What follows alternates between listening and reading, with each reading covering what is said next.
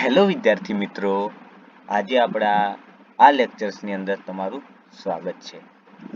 આજે આપણે જે યુનિટની વાત કરવા જઈ રહ્યા છીએ તે યુનિટનું નામ છે ટેક્યુમેટ્રી સર્વિંગ. તેનો ટોપિક છે પ્રિન્સિપલ ઓફ સ્ટેડિયા ટેક્યુમેટ્રી. આગળ આપણે વાત કરી ચૂક્યા છીએ લેક્ચર્સમાં કયા કયા ટોપિકની definition or purpose of tacheometry. Okay, તો ચલો આપણે આજે પ્રિન્સિપલ ઓફ ટેક્યુમેટ્રી સ્ટેડિયા ટેક્યુમેટ્રીની આજે વાત કરીએ. પોઈન્ટ છે આપણો પહેલો,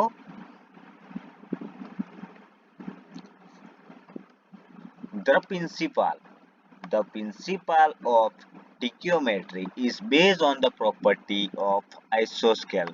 શાના પર આધાર રાખે છે? પ્રોપર્ટી ઓફ આઇસોસ્કેલ ટ્રાયેંગલ. તો કયા ટ્રાયેંગલ?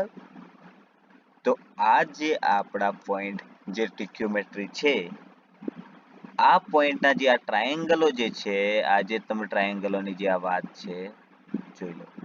આ ટ્રાયેંગલની વાત કરવાના છે. પ્રોપર્ટી ઓફ આઇસોસ્કેલ ટ્રાયેંગલ ઓર બધા જ ટ્રાયેંગલ કેવા હોય? એક સમાન હોય, એક સરખા હોય. તો ચલો એની ડેફિનેશન જોઈ લે.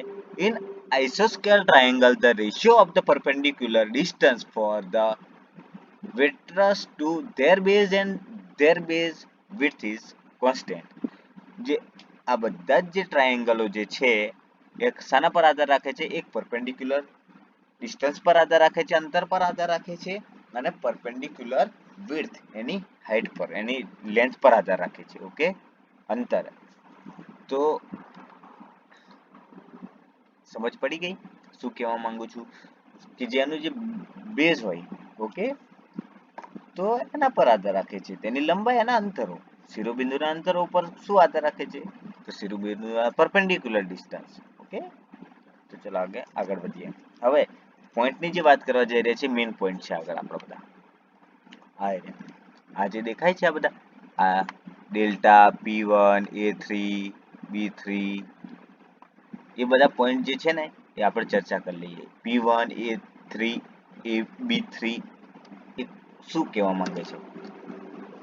જો આ જે આપણું છે P1 A3 और એ रहा આપણા B3, તો આ આપણા જે P1 A3 और B3 જે છે એ ટ્રાયેંગલ છે.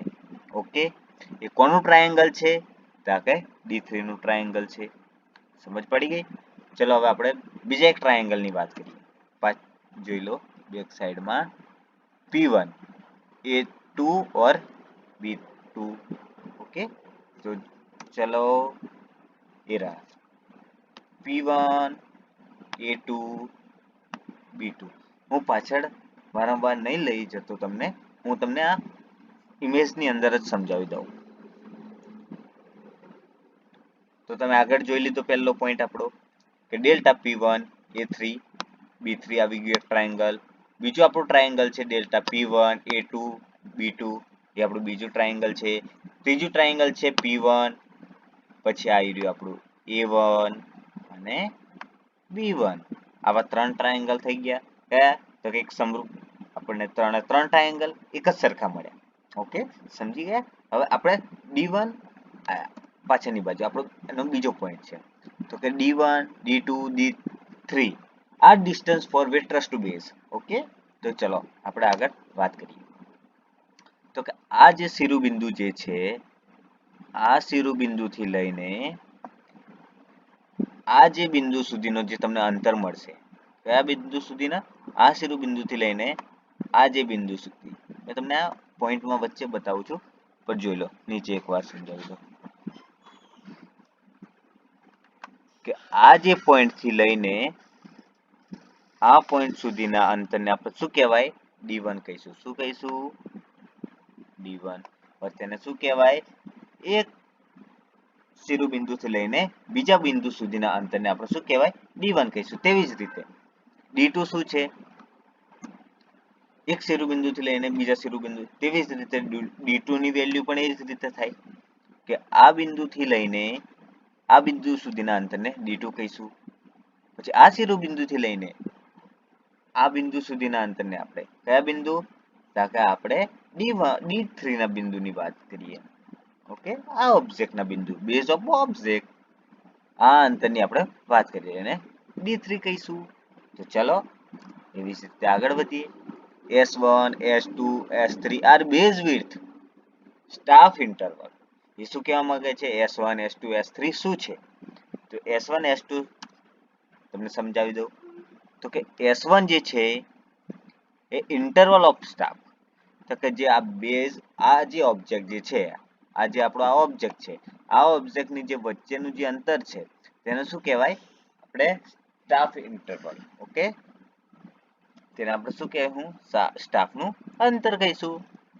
તો આ સ્ટાફ 1 તો કે S1, S2 ઓર S3 મળી ગયા તમને.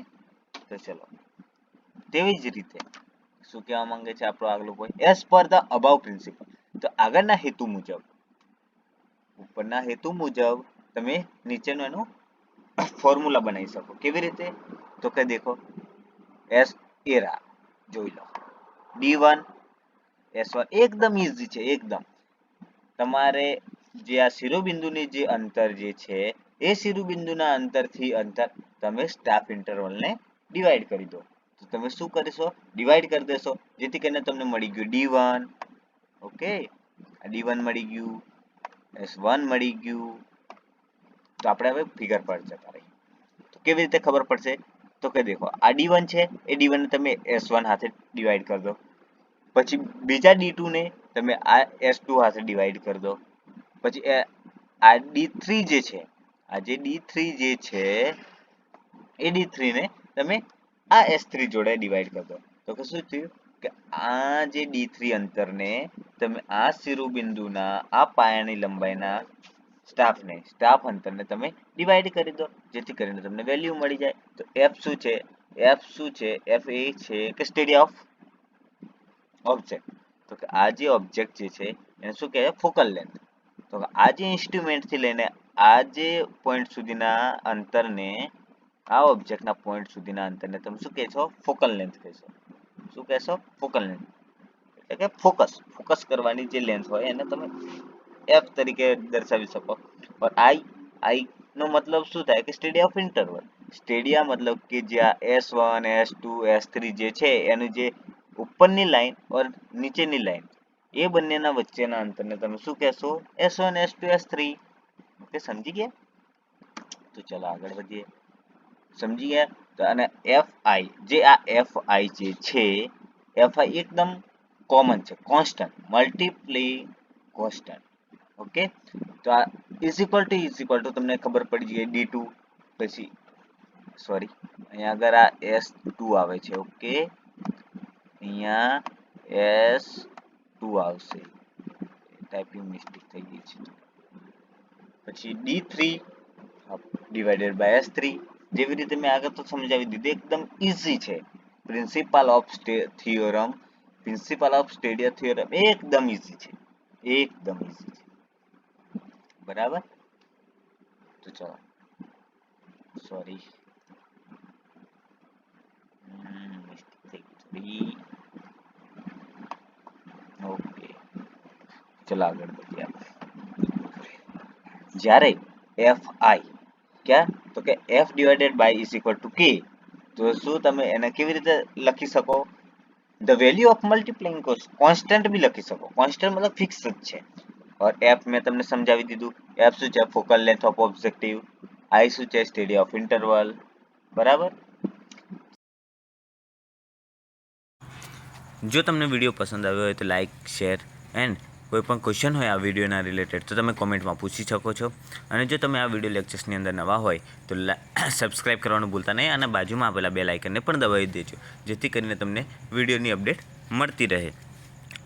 અને હું આ વિડીયો લેક્ચર્સની PDF તમને ટેલિગ્રામ ચેનલમાં મૂકી દઈશ, તો તમે ડિસ્ક્રિપ્શનમાં જઈને આ ટેલિગ્રામ ચેનલની લિંકમાં જઈને તમે જોઈન થઈ શકો છો.